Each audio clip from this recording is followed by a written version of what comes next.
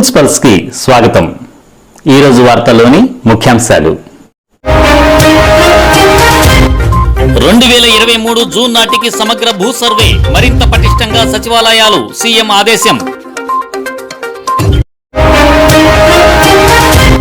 Corona vaccine పై note files తో సహా పత్రాలన్నీ సమర్పించండి. వ్యాక్సిన్ సేకరణ, పంపిణీ డేటా మొత్తం ఇవ్వండి. కేంద్రానికి సుప్రీంకోర్టు ఆదేశం.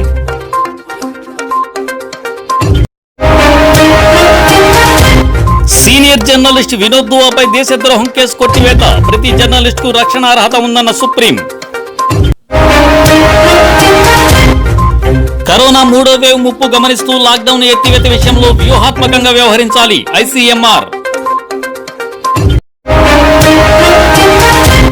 ఐక్యరాజ్య సమితిలో పాలస్తీనా తీర్మానంపై ఓటింగ్ కు భారత్ గైర్హాజరు. ఇది మానవ హక్కుల అణిచివేతే. పాలస్తీనా విదేశాంగ మంత్రి డాక్టర్ రియాద్ మల్కీ.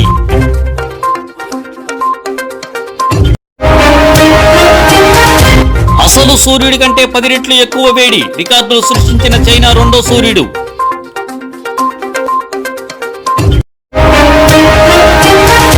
ప్రపంచవ్యాప్తంగా 4 వేరియంట్లను గుర్తించిన ప్రపంచ ఆరోగ్య సంస్థ.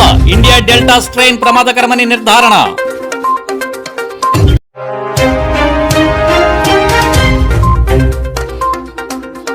భూ సర్వే చురుగ్గా ముందుకు సాగాలని, కోవిడ్తో మందగమలో ఉన్న పథకాన్ని పరుగులు పెట్టించాలని ముఖ్యమంత్రి వైఎస్ జగన్మోహన్ రెడ్డి అధికారులను ఆదేశించారు.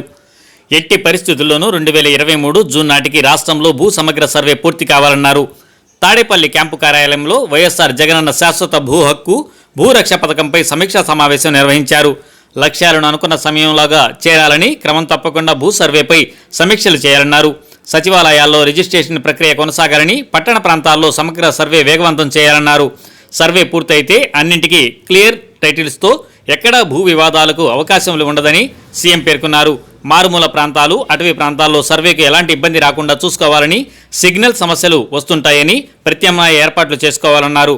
సచివాలయాల్లో ప్రస్తుతం అందిస్తున్న జనన మరణ ధృవీకరణ పత్రాలతో సహా అన్ని రకాల సర్టిఫికెట్లు వారికి సచివాలయాల్లోనే అందేలా చూడాలని సీఎం పేర్కొన్నారు.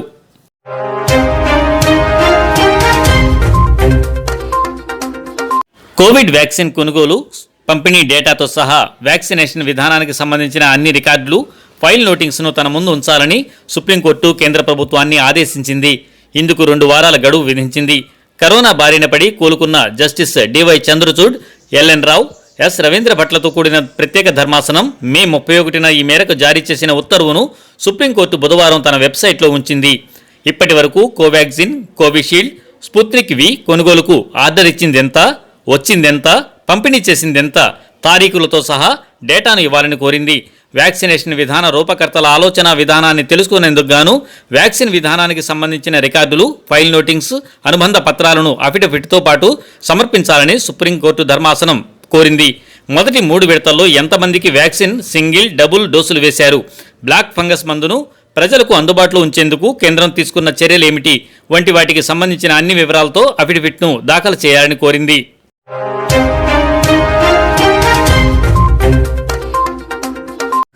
సీనియర్ జర్నలిస్ట్ వినోద్ దువాపై నమోదైన దేశద్రోహం కేసును సుప్రీంకోర్టు కొట్టివేసింది. ఢిల్లీ అల్లర్లపై వినోద్ దువా చేసిన వ్యాఖ్యలపై హిమాచల్ ప్రదేశ్ పోలీసులు దేశద్రోహం కేసును నమోదు చేయగా ఆయన సుప్రీంకోర్టును ఆశ్రయించడంతో న్యాయస్థానం దీనిపై తీర్పు వెల్లడించింది. 1962 జనవరి 20 నాటి కేదార్నాథ్ సింగ్ కేసు తీర్పును పరిగణలోకి తీసుకుంటే ఈ కేసు చెల్లదని సుప్రీంకోర్టు స్పష్టం చేసింది. అప్పట్లో ప్రముఖ కవి కేదార్నాథ్పై బీహార్ ప్రభుత్వం దేశద్రోహం కేసు నమోదు చేయించగా ఆయన సుప్రీంకోర్టుకు వెళ్లారు. దానిపై విచారణ జరిపిన న్యాయస్థానం దాన్ని కొట్టివేసింది. ఈ విషయాన్ని సుప్రీంకోర్టు ప్రస్తావిస్తూ 1962 నాటి ఆదేశాల ప్రకారం అటువంటి అభియోగాల నుంచి ప్రతి జర్నలిస్టుకు రక్షణ అర్హత ఉందని పేర్కొంది. కాగా దేశంలో ఓవైపు కరోనా మరణాలు, మరోవైపు ఉగ్రవాద దాడులపై కూడా ప్రధానమంత్రి నరేంద్ర మోదీ ఓటు బ్యాంక్ రాజకీయం చేస్తున్నారని వినోద్ దువా ఏడాది క్రితం యూట్యూబ్ వీడియోలో వ్యాఖ్యలు చేశారు. దీంతో హిమాచల్ ప్రదేశ్ బీజేపీ నేత ఒకరు పోలీసులకు ఫిర్యాదు చేయగా దేశద్రోహంతో పాటు పలు కేసులు ఆయనపై నమోదు చేశారు.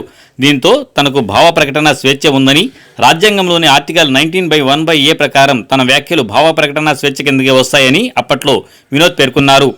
ఎఫ్ఐఆర్ కొట్టివేయాలని కోరుతూ వినోద్ సుప్రీంకోర్టును ఆశ్రయించారు. దీనిపై గత ఏడాది కేంద్ర ప్రభుత్వంతో పాటు హిమాచల్ ప్రదేశ్ ప్రభుత్వాలకు నోటీసులు జారీ చేసి విచారణ కొనసాగిస్తూ వచ్చింది. చివరకు ఆయనపై ఎఫ్ఐఆర్ను కొట్టివేస్తూ తీర్పు ఇచ్చింది.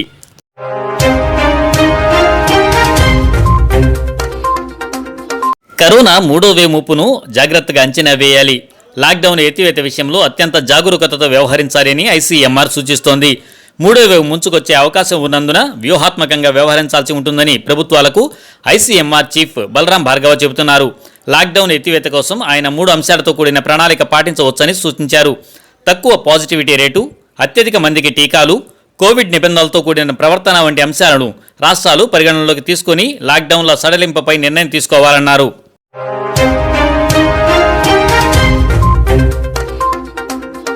పాలస్తీనాపై తాజా తీర్మానం సమయంలో భారత్ గైర్హాజరు కావడం వల్ల ప్రజలందరి మానవ హక్కులు అణచివేతకు గురి అయ్యని పాలస్తీనా విదేశాంగ మంత్రి డాక్టర్ రియాద్ మల్కి వ్యాఖ్యానించారు. ఈ మేరకు మే 30వ తేదీన విదేశాంగ మంత్రి జైశంకర్కు అసాధారణ లేఖ రాశారు.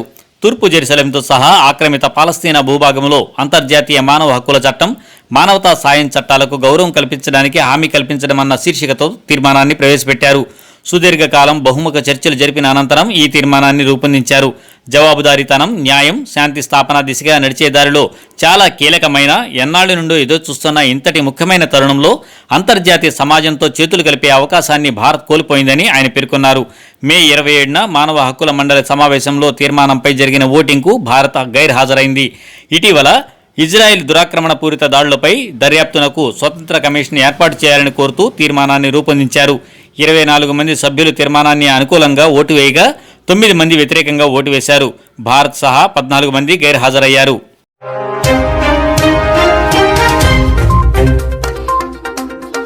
చైనా కొన్ని రోజులుగా రెండో సూర్యుని తయారు చేస్తున్న విషయం తెలిసిందే. ఈ విషయంలో చైనా వేగంగా ప్రయోగాలు చేస్తూ పోతోంది. తాజాగా ఈ ఆర్టిఫిషియల్ సూర్యుడు అసలు సూర్యుడి కంటే ఎక్కువ వేడిని ఉత్పత్తి చేసి రికార్డు సృష్టించినట్టు చైనా మీడియా తెలిపింది. China artificial sun nuclear fusion reactor 100 సెకండ్లకి 180 మిలియన్ డిగ్రీల ఫారెన్ హీట్ వద్ద 100 సెకండ్ల పాటు గతంలోనే నడిచింది.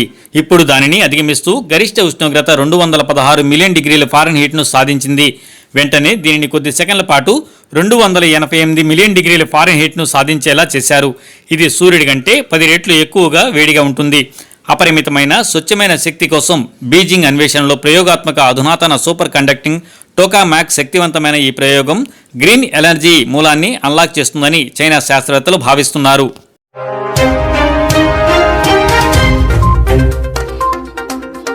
ప్రపంచ దేశాల్లో 4 వేరియంట్లను ప్రపంచ ఆరోగ్య సంస్థ గుర్తించింది.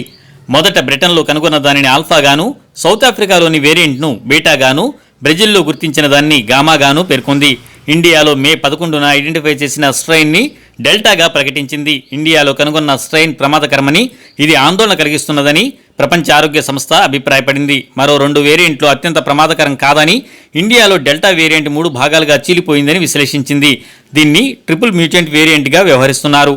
ఇదిలా ఉండగా ఇండియాలో గడిచిన 24 గంటల్లో 1,27,510 కోవిడ్ కేసులు నమోదయ్యాయి. 54 రోజుల తర్వాత ఇంత తక్కువగా నమోదు కావడం ఇదే మొదటిసారని ప్రభుత్వ వర్గాలు పేర్కొన్నాయి. రోజువారీ పాజిటివిటీ రేటు 6.62% ఉన్నట్టు ఈ వర్గాలు తెలిపాయి. రానున్న రోజుల్లో కేసులు ఇంకా తగ్గగలవని ఆరోగ్య మంత్రిత్వ శాఖ భావిస్తోంది.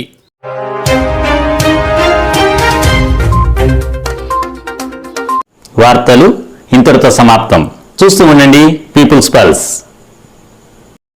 సామాన్య ప్రజల గుండె సవ్వడి, ప్రజానాడి. చూస్తూ ఉండండి పీపుల్స్ పల్స్.